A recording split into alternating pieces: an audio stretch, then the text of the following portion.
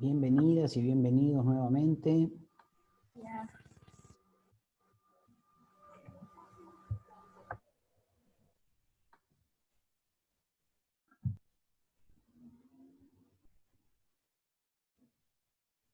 Éramos 30, cuando estemos en ese número, arrancamos.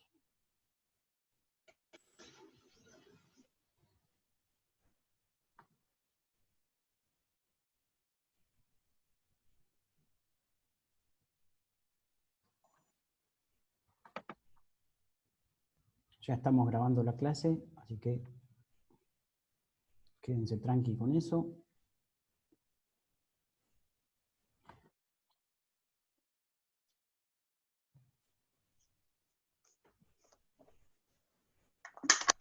Ya casi estamos, ¿eh? Somos 26, 27.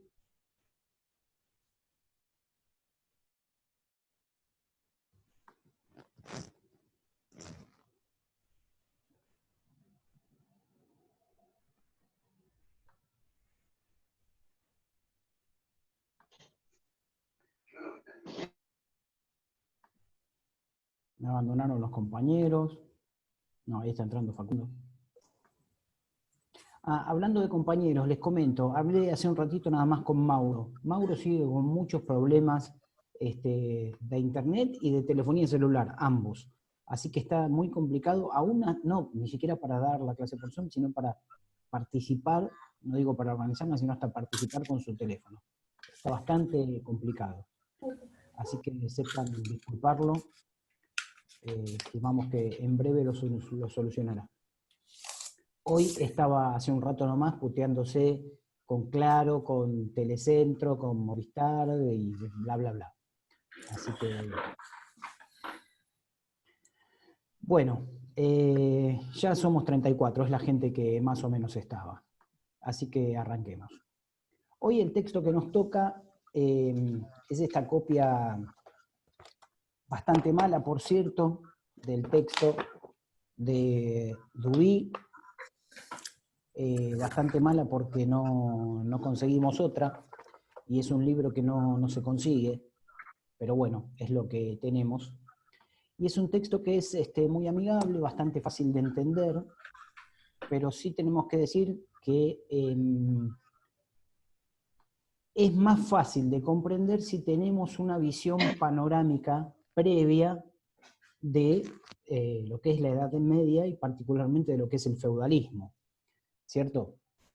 Porque Duby, que dicho sea de paso, es un historiador medievalista de la hostia posiblemente el mayor y más respetado historiador del tema, o uno de los francés, perteneciente, o mejor dicho, salió de la Escuela de los Anales, que ya estuvimos charlando de esto. Y él nos habla en este texto no del feudalismo en general, sino de Europa Central y casi específicamente lo que hoy llamaríamos Francia, ¿sí? Lo que habría sido una parte del gran imperio de Carlomagno en los siglos de la Alta Edad Media, ¿cierto? Con esto, ¿qué quiero decir? No es que esto no nos sirva, al contrario, sirve mucho, pero es un ejemplo, digamos, es un caso que toma para ilustrar, que nos sirve para ilustrar lo que fue el feudalismo. Una aclaración, perdón, mientras tanto tengo gente en la sala de espera, perdón, ahí estamos. Una aclaración, recién decía la Alta Edad Media y la Baja Edad Media. ¿Qué es esto de Alta y Baja Edad Media? Sabemos que la Edad Media dura 10 siglos, desde el siglo V hasta el siglo X. Bueno, la Alta Edad Media es desde el siglo V hasta el 9, o hasta el 11, perdón, o 12, depende de qué historiador tomemos, y la Baja Edad Media es del 11 o 12 hasta la finalización, hasta el siglo XV, ¿no es cierto? Como decíamos hace un ratito, quédense tranquilos que no vamos a estar preguntando qué siglos abarca la Alta y la Baja Edad Media y demás. Aclaro esto porque es un concepto que mencioné y no queremos dejarlo así como si nada, ¿no? Bien, dicho esto, Dubí nos habla de feudalismo. Y para hablar de lo que es feudalismo, voy a compartir una pantalla que tengo acá preparadita, y linkearlo con la forma en que venimos trabajando. Ahí en breve se va a compartir la pantallita. El feudalismo es un modo de producción feudal. Nosotros veníamos hablando de modos de producción, y ustedes vieron en el texto ahí de Fer y de Facu, esclavismo, feudalismo, capitalismo. Bueno, el modo de producción feudal es el que estaría en esta cronología que hemos hecho, es el que se situaría entre el esclavismo y el capitalismo. ¿Sí? Voy a buscar otro dibujito que tengo por acá. ¿Ahí lo están viendo? Habíamos visto que en el modo de producción esclavista, el amo explotaba al esclavo. En este modo de producción, el señor, que ahora vamos a ver bien lo que es el señor explota al siervo, ya no esclavo. Ya no esclavo, principalmente por lo que habíamos charlado en la clase de Mauro, de que el esclavo es una cosa, es un objeto dotado de voz. Uso estas palabras porque son las que eligió Mauro en su clase, ¿no es cierto? El esclavo es una cosa, el estatus jurídico es distinto, es una cosa susceptible de comprar y vender. No así con el siervo, que es el explotado en este modo de producción. ¿Sí? Ay, perdón, Richard, puedo Dale, dale. interrumpir. Que acá, bueno, con Richard seguro lo va a decir más adelante, o no, pero me meto y pues me viene para puntualizar algo que dijo al principio, de cómo se produce este proceso del esclavo al feudalismo rápidamente, ¿no? Eh, antes de esto, porque nosotros, de hecho, este cuatrimestre, nosotros habíamos pensado, algo que veníamos hablando con los compañeros, con Richard, fundamentalmente, que somos por ahí de la tribu de los historiadores y somos más cuadrados con esto. Decimos, no, pero no tenemos un texto de Grecia y Roma, no tenemos un texto de Grecia y Roma, venimos, ¿no? Porque nosotros vimos el Antiguo Oriente y después aparece Grecia y Roma como dos grandes civilizaciones. El feudalismo comienza cuando se produce el desmembramiento total de Roma. Ahí comienza el feudalismo. Y el desmembramiento total de Roma es también la crisis del modelo de producción esclavista. Entonces, ¿es una victoria de gente más libre? Y más o menos. De la lectura creo que con Richard vamos a compartir, más o menos. Un poco y un poco. Porque no es que los esclavos se rebelaron por revoluciones, que hubo revoluciones de esclavos, revuelta de esclavos. Pero en realidad se cae el Imperio Romano y se cae el control sobre las personas. Sobre el control sobre la idea de la esclavitud. Los esclavos se fugan, es una crisis total. La caída del Imperio Romano, ¿no? Tantas veces escuchada. La caída del Imperio Romano, descontrol total. Y esto produce una situación nueva, en donde no hay propietarios, sino que hay muchos campesinos dando vuelta, comunidades campesinas que se hacen independientes, ¿no? Y se refugian en... Estamos en la época de Robin Hood, se van a los bosques, es un caos, ¿no? Pero de ahí viene para decirlo así a lo bestia, esto, hay un libro que está por ahí de Wood Du Bois, ¿no? que dice, es un historiador medievalista, que dice, la revolución del año 1000, se calcula que hacia el año 1000 los esclavos ya no son la producción máxima en Europa, sino que aparece con más fuerza los siervos, ¿no? Los siervos que ahora seguro va a comentar Richard, pero quería comentarles esto porque es algo que, bueno, en realidad es muy complicado, le vuelvo a decir lo que dijimos al principio con Fer y todo, es muy complicado en 16 en no sé cuántas clases ver toda la historia de la humanidad, y nos queda afuera Grecia y Roma, ¿no?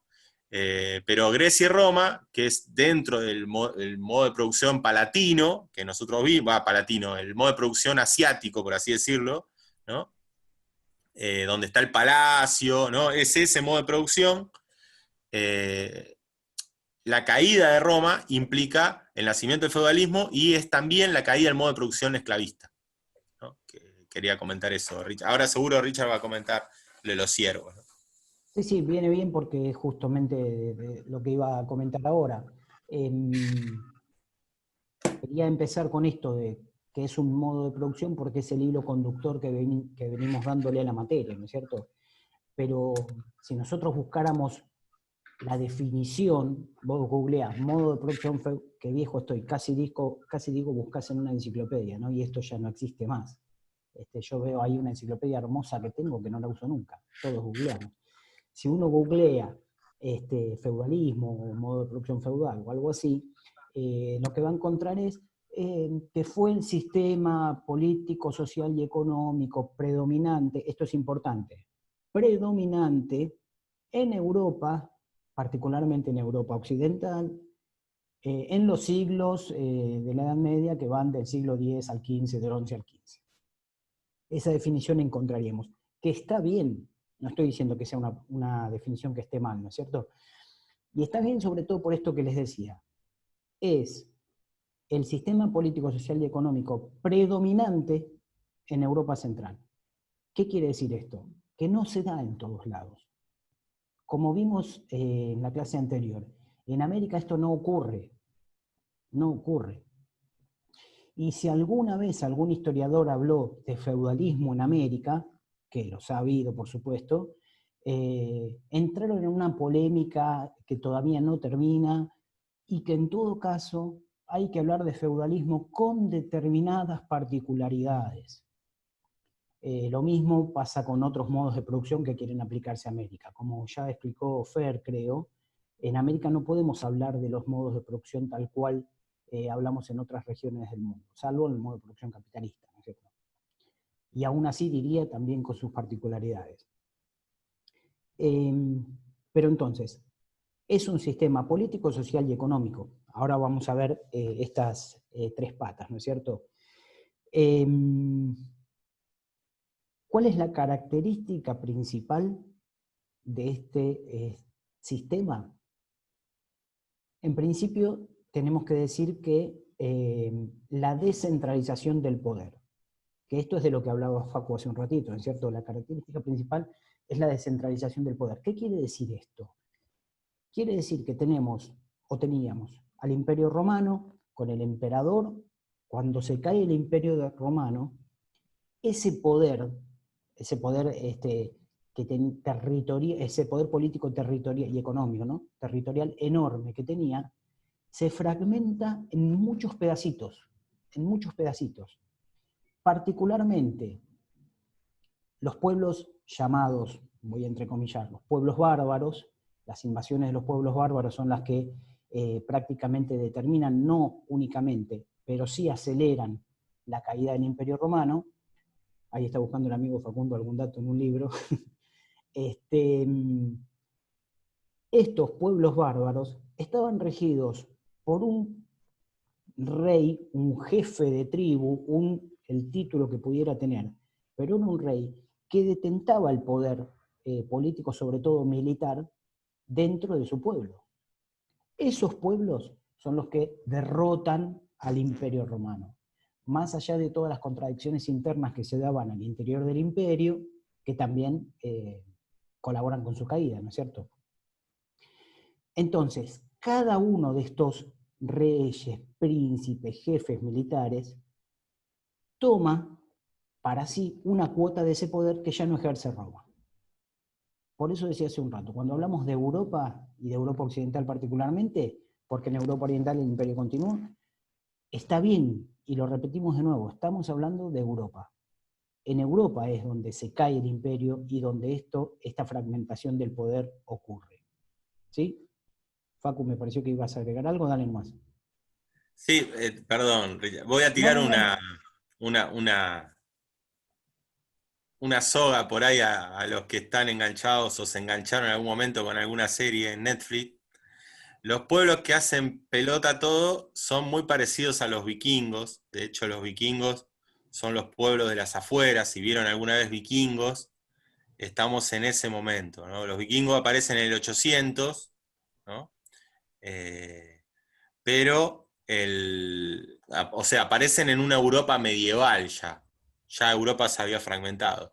Pero parte del bardo que hacen los vikingos tiene que ver con el problema que tuvieron las tribus que estaban en el Cáucaso o al este de Europa. Que hay un problema que tiene que ver con aparentemente un enfriamiento, cambian las condiciones climáticas de la estepa rusa y esos pueblos se lanzan a mejores territorios que son los que tiene Europa, ¿no? Y bueno, pero para ubicarnos esto que dice Richard por ahí, al que vio la serie, lo ubica muy bien cómo se manejan esos pueblos, con un jefe, con un grupo de guerreros, la familia, ese séquito de guerreros, ¿no? En donde no está muy determinado, no, son los que tienen más propiedad de la tierra, más o menos, porque si hay uno que se la banca en la batalla, entra el séquito, ¿no? La lógica guerrera tiene algo muy, muy loco en ese sentido. Un buen desempeño en una batalla te puede hacer estar entre el sector de poder, ¿no? Hay toda una lógica que tiene que ver con la guerra, ¿no? Pero bueno, nada, me acordaba de eso, estaba buscando bien la fecha, pero no, obviamente son muy posteriores, ¿no? En el 800 a la entrada ya la Europa es medieval, pero, pero bueno, para ubicarnos más o menos por ahí el que vio la serie tiene más elementos, por así decirlo. Claro, lo que pasa es que justo el ejemplo que agarra Facu tiene que ver con la serie y los vikingos empiezan a invadir en el siglo 8 o 9, creo, en Europa. Claro. Pero si no lo pensemos con este pueblo invasor, pensemos todos aquellos pueblos que había dominado Roma, ejemplo los galos, pueblo guerrero que les dio un laburo bárbaro, tanto que Julio César decidió escribir un libro sobre cómo tuvo que hacerle la guerra a los galos por el laburo que le dio y porque además era un genio total, era él el único que había podido vencer a los galos. Bueno, lo quiso dejar por escrito el señor, pero los galos como uno solo de todos los pueblos, que imagínense en toda la extensión de Europa, había un montón de pueblos. Estos pueblos, que no son los que derrotan al imperio, pero sí son los que aprovechan la movida cuando los pueblos del este, estos que comentaba Facu, invaden Europa Occidental, provocan la caída o aceleran, repito, la caída del Imperio Romano. Todos estos pueblos que habían estado dominados por, no, ahora te contesto, no sé quién sos, Galaxy, pero ahora te contesto. Todos estos pueblos que sí habían estado dominados por Roma, vuelven a sus raíces, y sus raíces son, mejor dicho, sus raíces no, su forma, su estructura política es responder a un jefe, a un rey, a un príncipe, cualquiera fuera el título que tuviera. Para recomendar, no sé si alguno alguna vez vio o leyó Asterix el Galo, ahí se cuenta bien cómo era el dominio de Roma sobre los pueblos asentados previamente en Europa, y particularmente el pueblo de Asterix, un pueblito chiquitito en la Galia, nunca fue dominado. Esto es una ficción del autor de la historieta porque es francés, ¿no es cierto? Ese pueblito recóndito en Francia nunca fue dominado por el Imperio Romano. Bien, pero entonces decíamos, volviendo. Perdón, contesto la pregunta que hacen ahí en el chat. Alguien preguntaba más al estilo 300. No, 300, 300 es del mundo griego, es otra cosa, es otra cosa. 300 narra la batalla de Termópilas, que fue muy anterior, fue como de 3 siglos y medio antes de Cristo, no recuerdo en este momento. Y después, ahí está Facu diciendo esto, bien. Bueno, volvemos entonces, retomamos. Esa fragmentación del poder, ese poder vuelve a aquellos que lo detentaban una vez, y estaban pisados por el Imperio Romano, o lo toman estos pueblos nuevos invasores de Europa. Este poder es ejercido por una aristocracia, por eso yo decía, puede ser el rey, el príncipe, el jefe, o como le llamen, una aristocracia que se maneja muy autónomamente, muy autónomamente. Esta aristocracia, remarco la palabra aristocracia, porque no es una sola persona. Cuando decimos difusión del poder, no vuelve al rey y a sus seguidores más cercanos, que son jefes militares también, y que constituyen esta aristocracia que va a ejercer el poder junto con el rey. ¿Sí? Ahora lo vamos a ver un poquito mejor. Decíamos que esta entonces era la característica, si alguien tiene alguna duda me para, Decíamos entonces que esta era la característica principal del feudalismo. Ahora bien, volviendo a este concepto con el que les estamos secando el coco de modo de producción, si lo caracterizáramos como modo de producción, para hablar del modo de producción feudal, tenemos que hablar de las formas, de las relaciones socioeconómicas que se dan. Y sería el cuadrito este que veíamos, bueno, el señor explotando al esclavo. El feudalismo en particular tiene unas formas de relación que podríamos denominar, por un lado, como relaciones feudo-vasalláticas, constituido por la palabra feudo y la palabra vasallo, que ahora lo vamos a ver, y por otro lado, las relaciones de servidumbre, que no es una u otra, sino que se dan al mismo tiempo. De nuevo voy a compartir pantalla. Les cuento que tienen una suerte bárbara, porque si yo esto lo estuviera haciendo en la clase, en el pizarrón, se iban a volver locos, tratando de entender mi letra y mis dibujos. Tienen la suerte que busqué algo que hizo un otro, pero que ahora no estoy encontrando. A ver, perdón,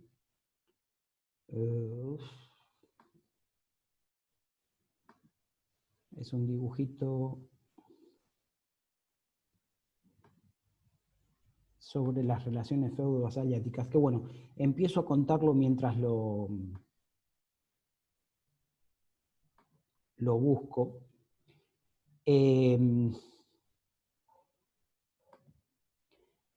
Tenemos por un lado las relaciones feudo-vasalláticas, que son las relaciones que se dan entre el señor, que como veíamos hace un rato en el dibujito es el dueño de los medios de producción, y sus vasallos, que son esos caballeros que forman parte de esta aristocracia, que yo mencionaba hace un ratito, que también van a ser dueños de los medios de producción en virtud de que su señor les regala a ellos una porción de tierra que es el feudo.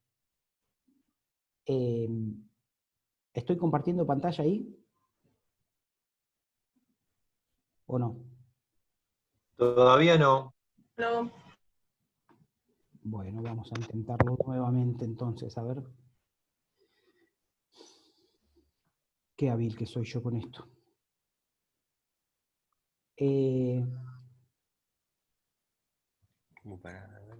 Decía entonces que un señor, que es el dueño de la tierra, le da una porción de tierra a un vasallo, que es un jefe militar de los que hablaba hace un rato, para que él administre.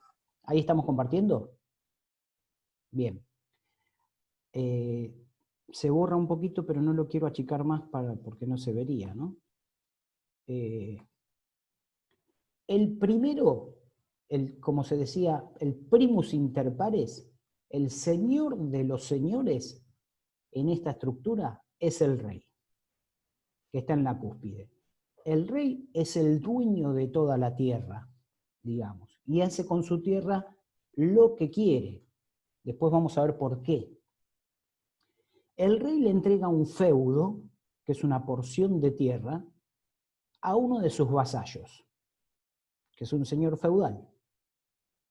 De estos señores feudales, el señor de ellos es el rey. ¿Se entiende hasta acá? Estos señores feudales, a su vez, tienen esa porción grande de tierra que le dio el rey y también puede otorgar a sus caballeros, que son sus vasallos. Entonces acá tenemos que el rey tiene vasallos, es señor y tiene vasallos, y los señores feudales son vasallos del rey y son a su vez señores de otros vasallos. Yo sé que es una mezcla de palabras, por eso quería contarlo con el dibujito, ¿sí?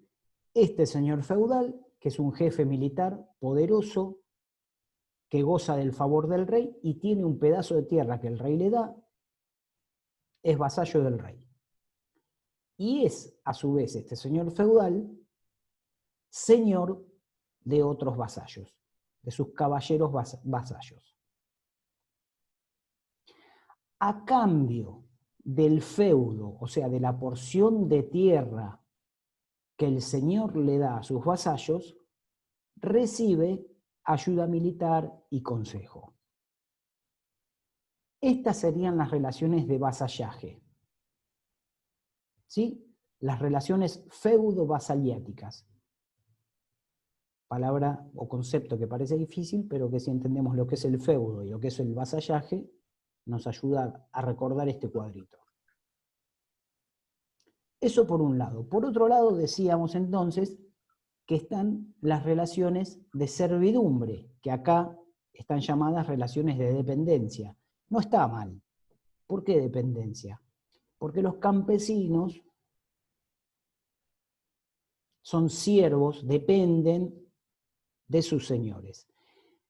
El campesino puede ser siervo de cualquiera de estos tres, porque puede trabajar en la tierra de cualquiera de esos tres señores, ¿sí? Es de alguno de ellos. El rey otorga la tierra a un vasallo, que se convierte en señor, y esa tierra viene con la gente adentro, digamos. Es todo el paquete completo. ¿Sí? Por eso por allí van a encontrar que una de las características de la servidumbre durante el feudalismo es la relación del campesino con la tierra, que es una relación casi inseparable. Porque supongan ustedes que un señor feudal le entrega una porción de tierra a un vasallo.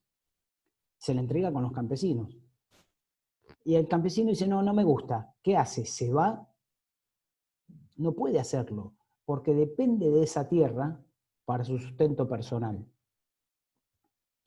Por eso hace un rato decía Facundo que no nos creamos con esto de que, bueno, ahora son siervos y no son más esclavos, que bueno, qué buen salto que dieron los campesinos que dejaron de ser esclavos y ahora son siervos. ¿Se entiende? Sí, Facu, ¿qué decías? No, perdón, tal cual, lo que dice Richard está muy bueno. Recordemos lo que dijimos del Imperio Romano. Cuando aparece la palabra protección, es importante tener en cuenta que era muy complicado estar fuera de una protección.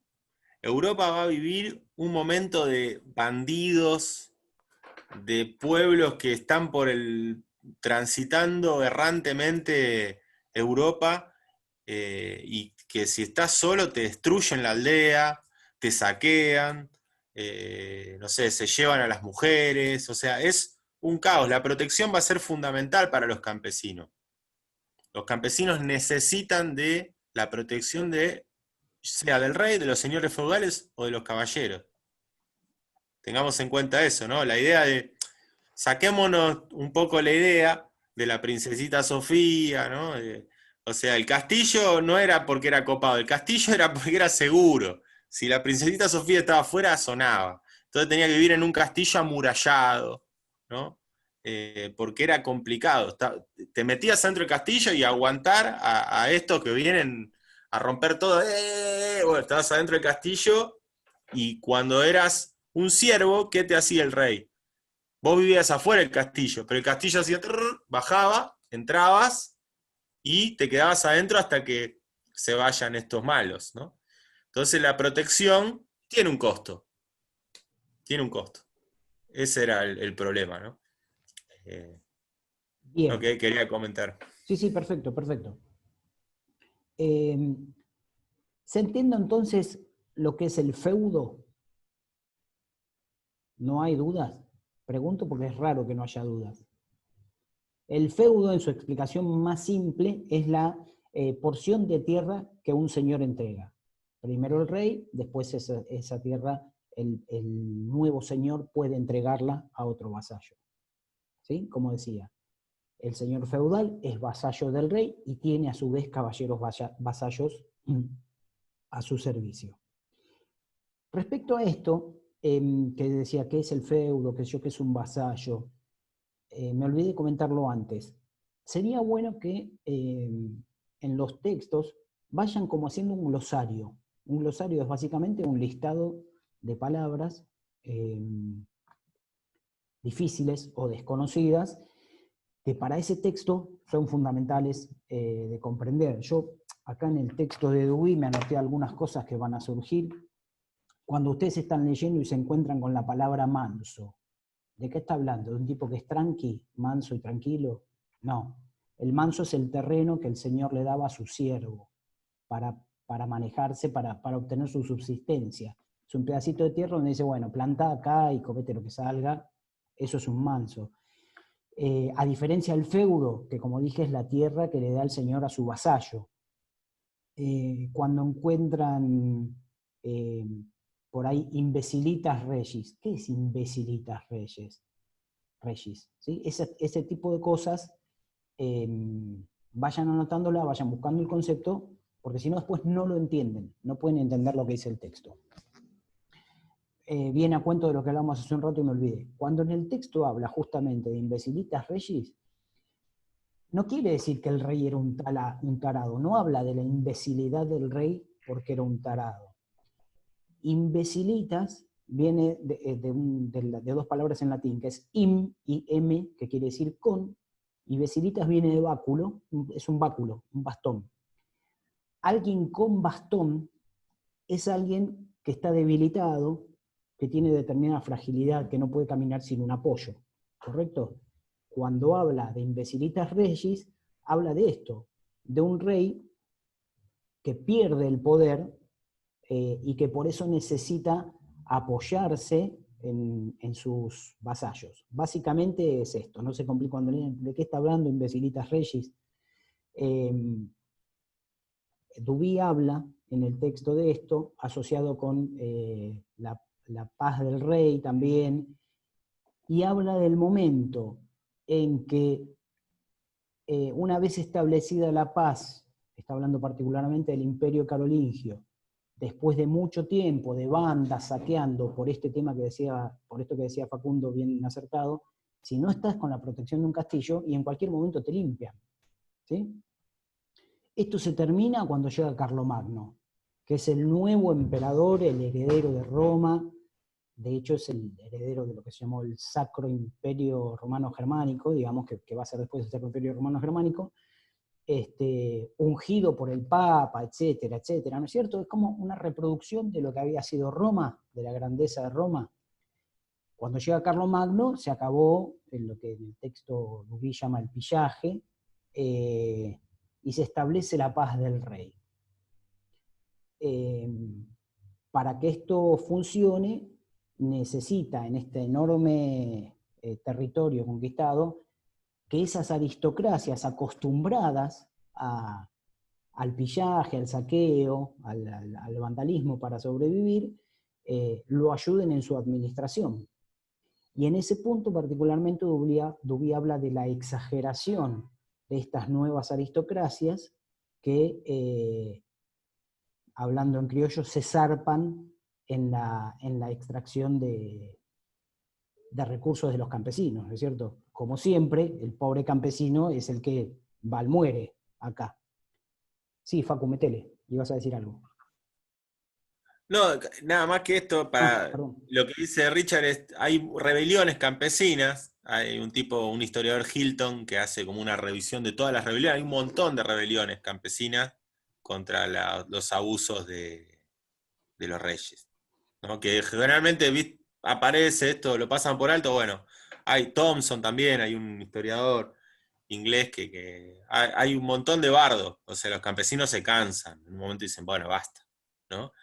Por ahí la más conocida es la de Mel Gibson, ¿no? La de, ¿cómo era? Losley, ¿eh? No me Corazón acuerdo. Valiente. No, Loxley es Robin Hood. Robin Hood. Bueno, no me acuerdo. William algo. William Wallace. William Wallace, ahí está, la Peliculón. William Wallace. Peliculón, Corazón Valiente. William Wallace. Bueno, eso sí es Edad Media a fondo. William Wallace es un tipo de rebelión que tiene que ver, me extiendo un poquito nomás, porque es interesante, me Dale, parece. dale. Tiene que ver con una de las exigencias que pedían en ciertas zonas de Inglaterra y de Francia, que es la primera noche de bodas, la mujer del campesino la tenía que pasar con el señor feudal. Prima Pero nocte. el señor feudal podía decir, si no me gusta, no, ¿eh? O sea, el señor feudal a veces podía negarse, pero era una obligación. La Esto, ley, perdón, la ley de FAC. creo que sí, creo que sí. Se Y llamaba Prima Nocte. Prima Nocte también, sí, yo tenía más por Prima Nocte. Tenía el derecho Pero de también, Prima Nocte. también tiene ese Prima Nocte es el nombre tradicional. En realidad, lo que ocurrió fue que Wallace se negó y eso inicia una rebelión que ya estaba. No es que Wallace, no es que es un antirromántico, voy a decir, pero el tipo venía con otro quilombo, ¿no? Ya la explotación estaba y eso fue la gota que rebasó el vaso. Porque él rompe esa lógica, van a buscar a la mujer y la matan. Y a él también lo van a buscar, pero él se puede escapar. Pero bueno, con esto lo que les queríamos puntualizar es el nivel de explotación que tenían los campesinos, ¿no? O sea, hasta dónde llegaba la exigencia del señor feudal. ¿Qué podía llegar a exigir? Y por eso también es importante, me parece, para distinguirlo del otro modo de producción que es el capitalismo.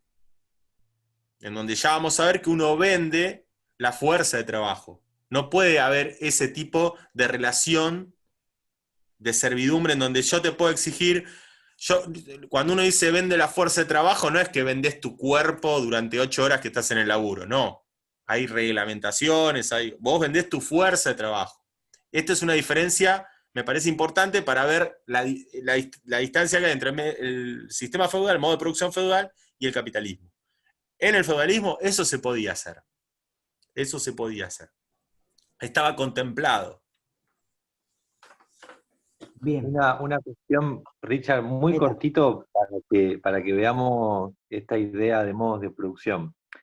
Nosotros sosteníamos la tesis de que recién después de la conquista en nuestro continente, en América, va a comenzar a haber en algunas regiones del continente algo parecido al feudalismo, algo parecido, ¿sí? Es una yuxtaposición de modos de producción muy particulares, pero recién después del siglo XVI empieza a haber algo parecido al feudalismo. Y fíjense que esto que comentaban con el ejemplo de el derecho que tiene el señor feudal de pasar la primera noche con la mujer del vasallo, bueno, eso se llama derecho de pernada.